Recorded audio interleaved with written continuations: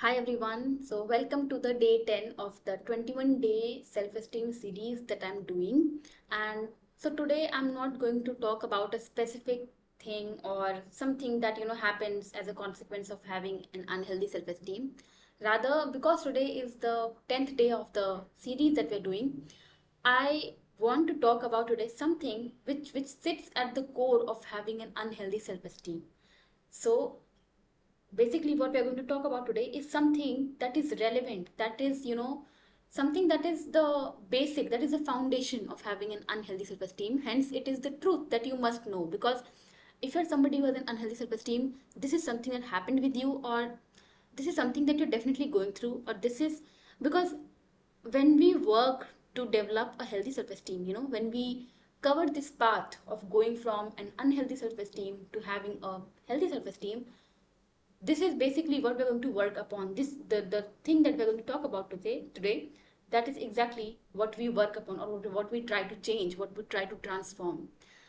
So so let's just start. So I think when I was just planning, when I was just thinking of, okay, what all things I can talk about in this video, when I was just writing down the points, the term one term that came to me was rupture of the self. So when we think of unhealthy self-esteem, the only thing that we are concerned about is yourself, the self. And when I say self, for me it would mean this, me as a person. And that's the beauty of this work, I think. It only focuses on you. In this dynamic, we are not talking about your relationship with any other person, or any other thing that exists, except you in your life or in the world. So our entire concentration is on you, the self. And from this came the sentence rupture of the self, which is something that happens, or you can also call it the loss of self. या फिर the fact that the fact that you separate from your own self, or parting of the self. I mean, so the basic phenomena is the self doesn't remain the self anymore. It parts into two. जो हमारा self होता है, it gets divided. Something happens, and the self doesn't remain the self anymore. It rather becomes, it divides into two. So that acceptance goes away, जो होना चाहिए, for us to lead a healthy life. The basic thing, the foundation, the fundamental thing that we need to have is to be present in our body, is to just feel peaceful in our body, feeling comfortable, feeling okay, that in my body. That is a fundamental, that is a basic requirement. But when you have an unhealthy self-esteem, which is nothing but having an unhealthy relationship with your own self, what happens is yourself, it's called the rupture of the self. So I'm not myself anymore. Therefore, I'm not able to be myself anymore. So you can only imagine, how am I going to approach life? How am I going to do anything else in my life when I'm not myself anymore? Because then the fight is, or the struggle, the fight is not about anything external in the world, but the fight and the battle is here in my mind, in my own body, with my own self, against my own self. And that is what makes this thing, self esteem keh lo, ya fir your relationship with your own self keh lo, so much important, because it's the foundation of everything, of your entire life. So that is what I'm just going to talk about today. Call it rupture of the self, if you loss of self, this entire thing that happens. So let let's just first start with, what happens exactly, like how does this rupture of the self happens? If what is the reason? So see, you know when so when I talk of the term rupture of the self, this rupture happens, we realize, or we start to feel the consequence of our, of this thing, only once we reach the adulthood. So what happens exactly, when does exactly the rupture thing happens, or what leads us to have, or what leads us to the stage where we are not ourselves anymore? See, everybody, all of us, first, we are born, and then we grow up, and then finally we reach adulthood. So that in between thing, the growing phase, the people who bring us into the world, people who are dominant in our life, whose presence are dominant, are so much significant in our life in this growing phase, it's very much important. They play a very big role, and they leave a very big impact in our life.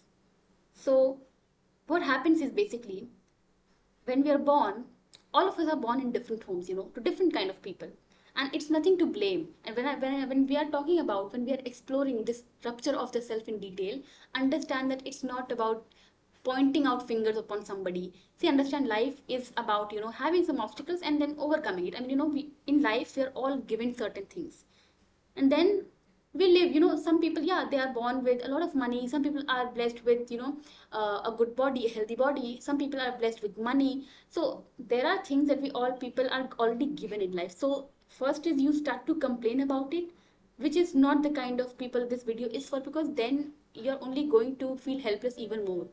This video is for people who believe in their growth, who believe that they deserve, you know they deserve a good, a happy life, and at the same time they believe that they can get there. That is the possibility. So it is the so that is, I mean, that is why we're doing this. It's not to blame anybody.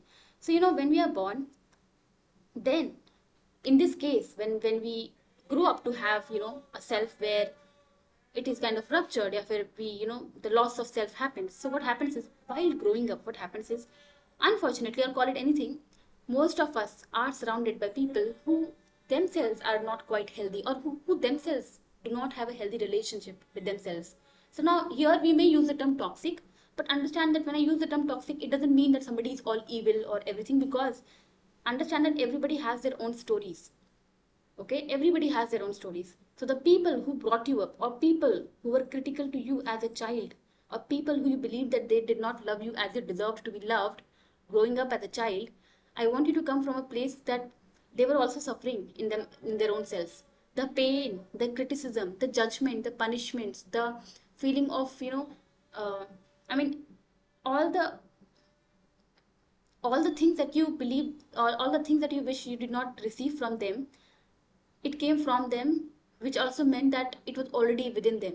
So they all, I mean, they were suffering they were suffering, or they were in pain in themselves too, always. That is why that was all that they could give to you. So while growing up, you are surrounded by people who themselves do not love themselves, or they do not have compassion, enough kindness or understanding in themselves to love you enough. So, a basic pattern that is noticed in people who grow up to have an unhealthy relationship with themselves is that they were surrounded by parents, or I can call, not if not just parents, or people who had dominant impact in their lives growing up, or generally speaking, people who were present in their life, in that growing phase. They were harsh to themselves. First is, they never made them feel lovable, then loved. They never made them feel safe enough, or they also did not make them feel like they were important, or they counted, or they mattered. So what happens is, you grow up with these people. You grow up hearing them criticizing themselves as well as criticizing you. You grew up watching them, uh, you know you grew up watching them being disconnected to themselves, and hence you learn to disconnect with yourself also. We'll go into the depth of this topic much later in this video. So what I'm saying is that while growing up, you learn everything: how to live life, how to be, how to talk to myself, how to be happy, how to be sad, how to express my emotions, how to deal with my emotions, what to do when I feel sad. Everything from people around you, from people who had dominant presence in your life. In most of the cases, it is parents. Some it is peers. It could be other significant guardians in your life. So what happens is, you grow up with people who themselves did not know how to love themselves, who themselves did not have enough capacity in themselves to love you. But as a child, you grew up, all right? You grew up in this environment. You learn it all. As a child, your brain is always learning. You are here to learn how the world works. You are here to learn, what am I supposed to do? How do I do this? And you learn it from people by seeing them how they do it, by observing them. You do not listen to words, or you do not learn by reading. And as a child, you learn by observing, looking, and seeing, by absorbing things. So now, When you've had such a childhood, you grow up to be an adult who criticizes themselves, who does not understand themselves, who is kind of disconnected with themselves, who has a very unhealthy way of dealing with their emotions, who are not sure of how what to do when they want to cry or when they're sad. So you grow up into such an adult who also has an unhealthy way of dealing with himself or herself. And that is exactly what an unhealthy self-esteem means, the or in broader term, having an unhealthy relationship with yourself means. And that is also what sits at the origin of rupture of the self, the phenomena rupture of the self, या फिर कह लो loss of the self. So you reach a stage as an adult where you do not have any uh, you know uh, you do not feel yourself. So there is this separation, एक parting हो जाती है. So here you are and here your true self, inner self, and they are at two different extremes. So you're not together anymore. All right, next is the child you. And so when all of this happens, the the thing that I explained to you, how you're born, how that growing phase in between, and then the adulthood, what happens in between takes you to a place where you develop into a particular kind of adult. So now let's talk about the child you. See, when we talk about the child us or the child version of ourselves, there are some things to understand. So first, as a child, we are open to learn about ourselves, to learn about the world, to learn how do I live, or how life is lived, what to do, how I mean we are open to learning. We are open to people's feedback. We want feedback about ourselves. So when you're a child, that is the phase when you're developing your identity, when you are just learning about yourself. And how do you learn about yourself? By looking at other people's reaction, by looking at what other people are telling you, or what other people's opinion are about you, or how people are behaving with you. Do you feel loved? And you do not go by the words, you go by their actions. Is this person patient enough with me? Like, do my parents have enough time for me to pay attention to me? Are they here to listen to me? If not, the child version, the brain, our brain works in such a way that we start to take it upon ourselves. Because when you're a child, our for us, any grown-up adult is like God. They are God to us, because obviously they are taking care of us. They are providing us food. If they don't do that, we won't be we won't be able to live.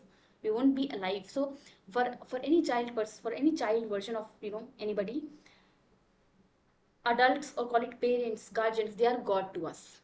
All right. And if something feels off, if and trust me, a child just needs love. As a child, we need love. We just need love. We just understand the language of love. That is what makes us feel safe. So if as a child you start to feel that I'm not being loved, or I'm not getting their attention, or they the person from whom I want love, or from the person from whom I desire love, they are punishing me, or they're criticizing me, or they're behaving with me in a way that doesn't make me feel good, the only thing that comes to your mind is that maybe there's something wrong in me, or maybe I did something wrong, or maybe I'm not worthy enough. So the child you starts to see the problem, or the child you starts to find the problem in yourself. It says that I must be wrong. I must lack something in me, or maybe I'm not worthy enough. I don't deserve it, because the other person, these adults, these grown up adults who brought me into this world, they are perfect. That hence I must be the person who has flaws, or who has fault in them. I must have some problem that they do not have enough time for me. I must have something wrong in me, that they can't love me, that they are punishing me, or that they are being harsh on me. So this is how the brain of the child version of you worked. So nobody to be blamed. This is just how we worked. The child version of you just needed love. But because you were around people, you were raised up by people who, unfortunately, they did not have enough capacity in themselves to love themselves. How could they love you more than that? It's not a blame game that we are playing. We want to understand. We want to come from a place of understanding, because it is about understanding others so that you can understand yourself. So that right now, the situation that is the rupture of the self, the loss of the self, we can work on it. We can change it. We can transform it, because we don't want to live this way. We don't want to live with a self that is ruptured. Where a self where I'm not ready to look at it, a self I'm not ready to connect with. We want to transform it. And one of the ways is to come from a place of understanding, understanding everybody, understanding yourself, understanding the child version of you who took all the blame upon themselves, understanding people who were who made you feel like you were not enough, you were not lovable. Let's move to the next topic, self-hatred. Now, when I say self-hatred, because the word contains something like hatred, it might seem very, intense or quite heavy term, but it is a truth. In fact, a lot of us have self-hatred in varying degrees. In some people, it could be, in very small intensity, but in some, it the self-hatred exists in quite, significant degrees. I mean, to the degree where it really impacts their life in a huge way, like where I think they must work upon themselves, or they must look at it in a deeper level, so that they can do something about it. So when I say self-hatred, I think the meaning is clear, and it is something that happens again when you have a ruptured self, or when there is the loss of self. So what I mean when I say self-hatred, so self-hatred means that you somewhere feel hate against yourself. You somewhere there are things about yourself that you wish you did not have, or you somewhere wish that you are not the way you are, or you somewhere just do not like your body. You just somewhere do not like being in the body that you have, or just being yourself. So there is hatred against your own self. Forget self-love. And that is why I do not believe in forcing self-love, because self-love can only come in when this self-hatred that is already sitting in the shelf, in that one box of the shelf, can get out. So self-love cannot be forced upon, because if there's already strong feeling of hatred in you, you cannot replace it with love without doing the work, without really exploring self-hatred in depth.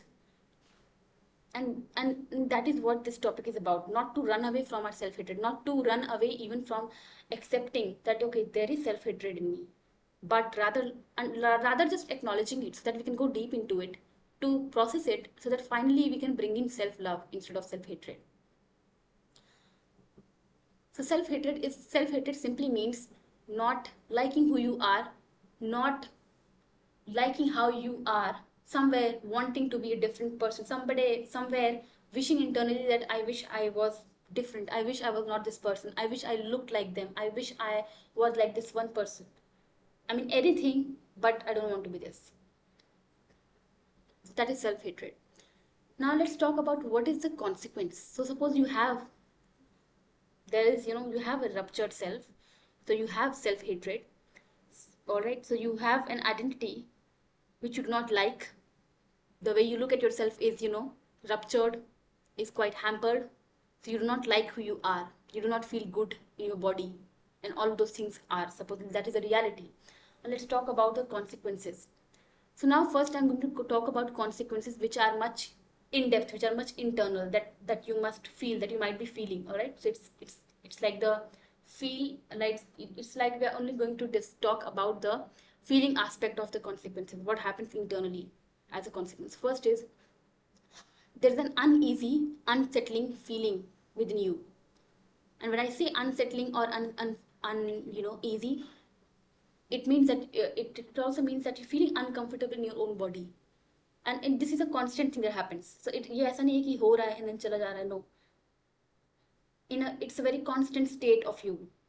You will notice that somewhere there's this unsettling feeling or uncomfortable feeling. Ki, I don't want to be in this. So I'll explain to you what happens is, suppose this is your body, and this is, suppose your inner self. All right, this is how it's supposed to be. It's supposed, like you are supposed, so you're supposed to stay in your body comfortably, like willingly. But now what happens is, so this is you, and suppose this is your body, all right, this is your body. Now you are inside that, but you want to be out. So there is this, there is this, I can say, conflict, or motion against each other. So you are in that body, but you want to be outside. So you see, it's not aligned. Your body and you are not aligned, and hence that constant feeling of I don't want to be this, या फिर कुछ unsettling सा feel होता है. And I also talk about something as fighting a silent battle within your own self. I basically refer to this entire thing. This is that thing when I talk about that. Next is, you feel ashamed of yourself. So there's this very strong feeling of shame in you. And when I say you feel ashamed of yourself, it's very true. A lot of us do that. It's just that shame makes us feel so much ashamed of this feeling too also. So first is, there's shame about who I am. There's shame about how I am. There's shame about what I think, or how I look like, how I talk, or just the idea that I have about myself. First is, there is shame about that I'm ashamed of myself. Second shame comes in that it's a very shameful thing that I'm ashamed of myself. So no, so what happens is, I never talk about it, to others, or I never even think of seeking help around it. But this is something that happens when you have a ruptured self. You feel very much ashamed of yourself. And all these things are very correlated if you look within. See, you are ashamed of yourself, hence you do not feel comfortable in your body. Hence, there's a constant state of, where you are just fighting, the self-talk happens, which is against you. So all of these are very correlated, but the origin of all of this is rupture of the self. When there's this loss of self. So you've lost your own self. That is the basic meaning. So coming back to the point, you feel ashamed of yourself. Next is loss of self-confidence. And I think when I say the term self-confidence, this is something that is of much interest to people. Because I think confidence is something that all of us desire. We all want to be confident, because we all want to look, we all want to look very, confident and cool and smart and all of those things. But tell me, how do you expect yourself to look confident if you're not even feeling comfortable in your own body? If you're not even feeling just okay with being in this body, how are you going to feel proud of being in your body? Because confident just means that. How I see confidence is that you feel comfortable, that you feel okay, that you feel proud of who you are. That you first is acceptance, you accept who you are, you accept your body as you are. Second is, you feel proud of it. All right, you own yourself, you're not ashamed of it. There's own. So even if I make a mistake, that is true confidence. Even if I make a mistake, I'm not going to turn against myself, I'm not going to feel ashamed for it. I'm going to accept it, because I understand that I'm a human being, and we human beings do make mistake. That is true confidence. I believe confidence is not about being perfect, though that is how we see confident people, because they are so sure of themselves, because they are so much connected to themselves, because they have accepted themselves so much that we start to feel like they are perfect, because they internally feel that they are good as they are. So loss of confidence is what happens when there is rupture of self. And I think it's very much understandable why this happens, because when you lose yourself, there's no acceptance of yourself. There's feeling of shame against your own self. You do not feel comfortable in being a body. Then definitely you're not going to feel proud of who you are. All right, hence you lose your confidence. So if you're somebody who truly desires confidence, so understand that it will not come when you become perfect at something, at some skill like public speaking or something. Your confidence will come when you finally start to feel comfortable in who you are. And that will happen when you know yourself, when you meet yourself, when you're connected to your own self, which is definitely the opposite of what happens when you have a ruptured self. Moving to next. So if you want self confidence, and if you are somebody who is realizing that, okay, I have an unhealthy self esteem, the only thing that you need to work upon is to have a healthy relationship with yourself, to move towards having a healthy self esteem. Confidence will just be a byproduct then. It will come naturally, trust me. Next is feeling confused, not in touch with your own true self. So as I said that, when you have that unsettling feeling within your own self, wo feeling of feeling not comfortable in your own body, and I said something that, fighting a silent battle in your own mind. What is that battle? Battle, when I say battle, I just meant having a self talk which is against your own self. So, and hence one of the consequences is feeling confused. Confused because you don't know who you are. So definitely you do not know what you want. You do not know what you do not want. You do not know the values of your own life. You do not know who you are well. So confusion is definitely a very obvious consequence. The how I mean Confusion just means that the constant state of your mind is going to be kind of, confusion, filled with confusion and chaos, because you're fighting against your own self while you're also dealing with the external world, with your career, with other people. While so first is you are dealing with them, and internally you are dealing with your own self. Definitely there's bound to be confusion.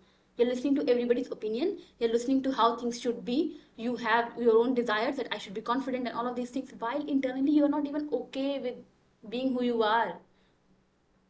Hence the confusion becomes a very normal state for your mind, constant state for your mind. All right, next let's talk about relationship with the self becomes unhealthy. See, when I see first one way of looking at this is is uh, calling it an unhealthy self-esteem. Second way to understand it deeply or in much better way is to say that I have an unhealthy relationship with myself. When we have, all of these things, when there is rupture of the self. Now what do I mean when I say having an unhealthy relationship with your own self? Because understanding this would also help us understand that how do I go from this state to having a healthy relationship with my own self.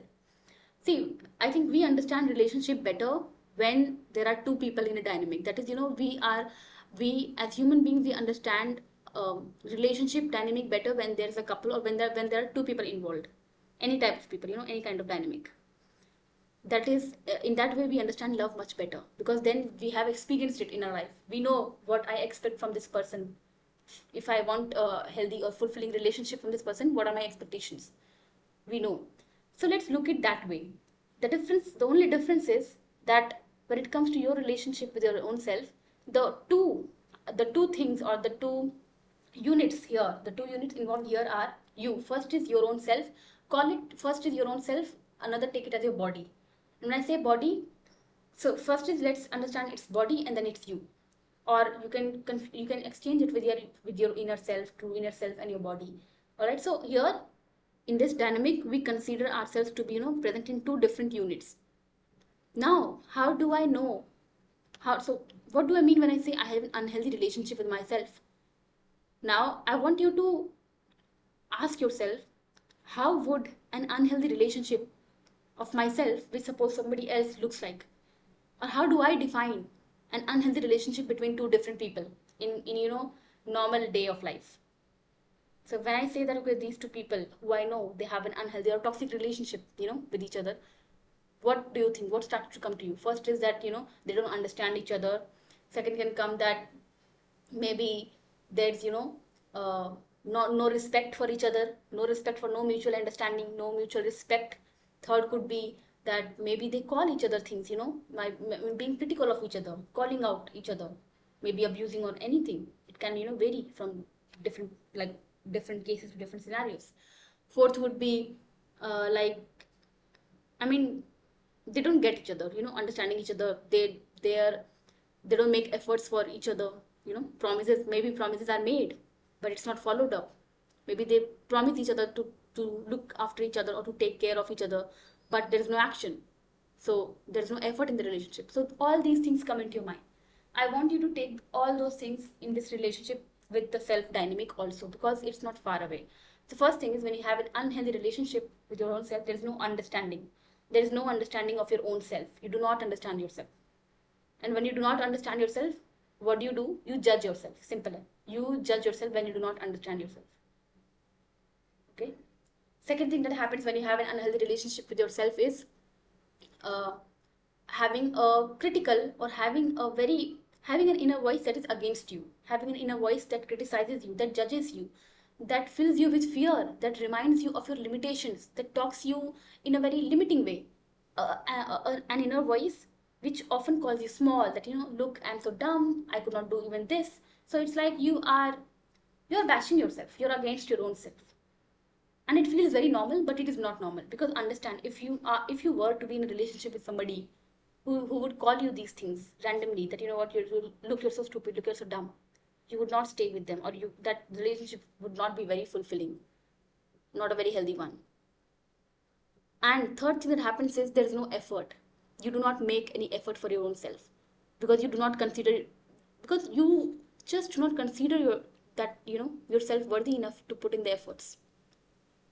So what I'm doing is I'm just bringing all the expectations or all the factors needed for a healthy relationship between different people into the dynamic of a relationship where it's it's like us and us as two different commodities also. Okay, so now that I've talked about how does an unhealthy relationship look like, or what are some not what about how would you know that you have an unhealthy self-esteem in much specific way, in a much clearer way. So to have a healthy relationship, what exactly I mean is a few points that through